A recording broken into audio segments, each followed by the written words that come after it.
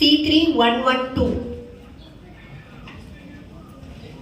Chest number C3112. Am I audible? Yes. அனைவருக்கும் எனது வணக்கம். என் உரையை தொடங்கும் முன் அறிவின் சிறப்பை பற்றி திருவள்ளுவர் கூறிய ஒரு திருக்குறளை பார்ப்போம். எப்பொருள் யார் யார் வாய் கேட்பினும் மெய்ப்பொருள் காண்பதறிவு.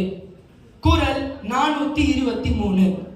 பொருள்: எந்த ஒரு விஷயத்தை யார் நம்மிடம் சொன்னாலும் அதை அப்படியே நம்பாமல் அதனின் உண்மை என்ன, அதில் ஒளிந்திருக்கும் ரகசியம் என்ன என்பதை ஆராய்ந்து கண்டுபிடிப்பதுதான் அறிவு. இங்கே அமர்ந்திருக்கும் மதிப்புக்குரிய சிறப்பு விருந்தினர்களே, பெற்றோர்களே, என் அன்பு நண்பர்களே, அனைவருக்கும் எனது வணக்கம். என் பெயர் ஜீவிதன். நான் 7ஆம் வகுப்பு படிக்கிறேன். இன்று நான் பேச வந்துள்ள தலைப்பு விஞ்ஞானமும் தொழில்நுட்பமும். விஞ்ஞானம் என்றால் நம்மை சுற்றி உள்ள உலகம் ஏன், எப்படி செயல்படுகிறது போன்ற கேள்விகளை கேட்டு அதற்கு பதில் கண்டுபிடிப்பது. மழை ஏன் பெய்கிறது, சந்திரன் ஏன் இரவில் மட்டும் வருகிறது போன்ற கேள்விகளை கேட்டு அதனின் உண்மையை கண்டுபிடிப்பதுதான் விஞ்ஞானம். நாம் கண்டுபிடித்த இந்த அறிவியல் உண்மைகளை வைத்து நம் வாழ்க்கையை எளிதாக்கும் கருவிகள் மற்றும் சாதனங்களை உருவாக்குவதுதான் தொழில்நுட்பம். விஞ்ஞானமும் தொழில்நுட்பமும் நம் வீட்டு சமையலறையிலிருந்து பள்ளி பையில் வரை ஒளிந்து கொண்டிருக்கிறது. உதாரணத்திற்கு, நாம் தூரத்தில் உள்ள தாத்தா பாட்டியுடன் பேசுவதற்கும் அவர்களை பார்ப்பதற்கும் உபயோகப்படுத்துகிற மொபைல் போன் ஒரு அலைகளின் தொழில்நுட்பம். அதே போல் கோடை காலத்தில் நம்மை குளிர்ச்சியாக வைக்கும் மின்விசிறி அல்லது ஏசி, மின்சார ஆற்றலை வைத்து மோட்டாரை சுழல வைக்கும் ஒரு தொழில்நுட்பம். ஆகவே நாம் காலையில் கண் விழிப்பதிலிருந்து இரவில் தூங்கும் வரை விஞ்ஞானம் மற்றும் தொழில்நுட்பத்தின் உதவியில் தான் வாழ்கிறோம்.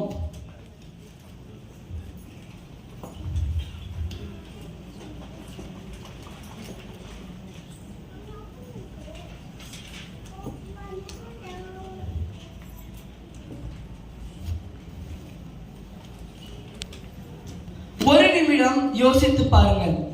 ஒருவேளை நம்மிடம் விஞ்ஞானம், தொழில்நுட்பம் போன்ற எதுவும் இல்லை என்றால் என்ன ஆகும்? நாம் பள்ளிக்கூடம் விட்டு வீட்டிற்கு வந்தால் உலகமே இருட்டாக மாறிவிடும். ஏனென்றால் மின்சாரம் இருக்காது, பல்ப் இருக்காது, டார்ச் லைட் இருக்காது. மெழுகுவர்த்தியின் வெளிச்சத்தில் தான் வாழ வேண்டும். அதே போல் தூரத்தில் பயணிக்க வேண்டுமானால் கார்கள் இருக்காது, பேருந்துகள் இருக்காது, விமானங்கள் இருக்காது. நீண்ட தூரம் நடந்து மிகவும் கடினமாக தான் பயணிக்க வேண்டும்.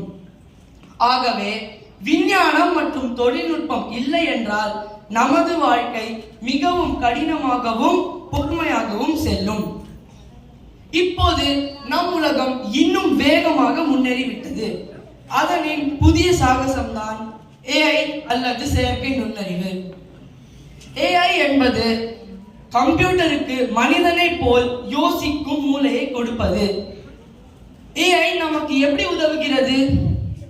AI மனிதர்களை விட வேகமாகவும் தவறுகள் இல்லாமலும் பெரிய கணக்குகளை ஒரு நொடியில் தீர்க்க முடியும். நோய்களை கண்டறிவதிலிருந்தும் சிறப்பு அறுவை சிகிச்சையில் மருத்துவர்களுக்கு உதவியாக இருக்கிறது. அது மட்டும் இல்லாமல் மாணவர்களின் கற்றல் திறனுக்கேற்ப பாடங்களை அமைத்து கொடுக்கிறது.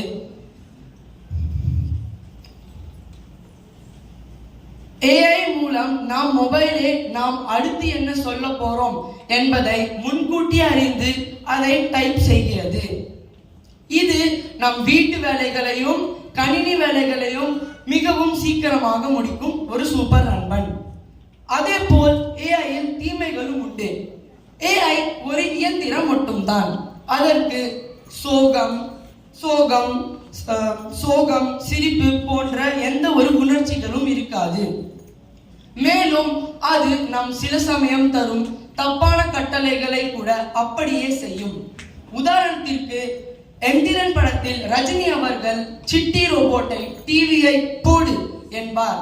அதற்கு சிட்டி டிவியை அப்படியே கீழே போட்டு உடைத்துவிடும்.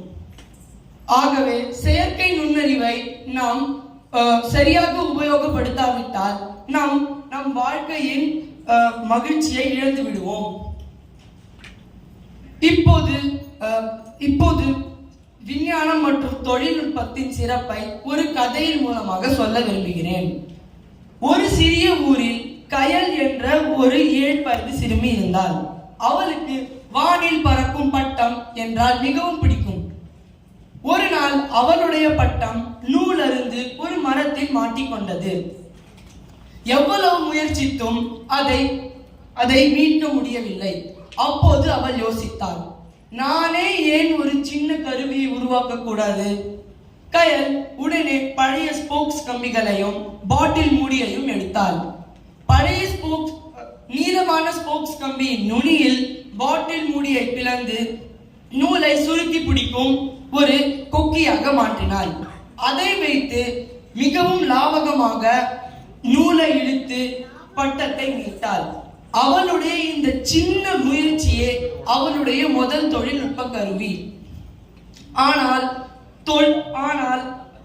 பெரிய விஞ்ஞானியாகலாம் இருக்க வேண்டியதில்லை. நமக்கு ஒரு சிக்கல் வந்தால் மட்டும் போதும். அதை புதிய வழியில் எப்படி சரி செய்யலாம் என்று யோசித்தாலே போதும், நாமும் ஒரு விஞ்ஞானிதான். ஆனால் விஞ்ஞானம் மற்றும் தொழில்நுட்பத்தை நல்ல வழியில் மட்டுமே பயன்படுத்த வேண்டும். இறுதியாக நம் சமுதாயம் வளர விஞ்ஞானம், அறிவியல் அறிவு எவ்வளவு முக்கியம் என்று கூறும் ஒரு திருக்குறளை பார்ப்போம். எண்ணென்ப ஏனை, எழுத்தென்ப இவ்விரண்டும், கண்ணென்ப வாழும் உயிர்க்கு. குறள் 392. பொருள்: எண்ணறிவும் எழுத்தறிவும் நாம் எல்லோருக்கும் இரு கண்கள் போலே. ஆம் நண்பர்களே, எண்ணறிவும் எழுத்தறிவும் போலே விஞ்ஞானத்தையும் தொழில்நுட்பத்தையும் நாம் இரு கண்கள் போலே கருத வேண்டும். நாம் எல்லோரும் ஒரு விஞ்ஞானியாக மாறி இந்த சமுதாயத்திற்கு நல்ல விஷயங்களை கொடுத்தால் நம் நாடு இன்னும் வளர்ச்சி அடையும். வாய்ப்புக்கு நன்றி. விடைபெறுகிறேன். நன்றி நன்றி. ரொம்ப உங்களுடைய உரிய நிகழ்த்தினீங்க தம்பி. உங்களுடைய பேர் என்ன? எந்த ஸ்கூல்ல எங்கேருந்து வரீங்க? என் பெயர் ஜீவிதன். நான் ஐஎஸ் ஜெயில் படிக்கிறேன். ஜுபைல இருந்தா ஜித்தால இருந்தா ஜுபைல இருந்தா ரொம்ப மகிழ்ச்சி. உங்களுடைய பிரதரா இன்னொருத்தர்? ஆமா. ஓகே, ரொம்ப சந்தோஷம். வாழ்த்துக்கள். நல்லா சிறப்பாக பண்ணீங்க. 2 பேருமே நல்லா சிறப்பாக பண்ணீங்க. ரொம்ப சந்தோஷம். வாழ்த்துக்கள். நன்றி.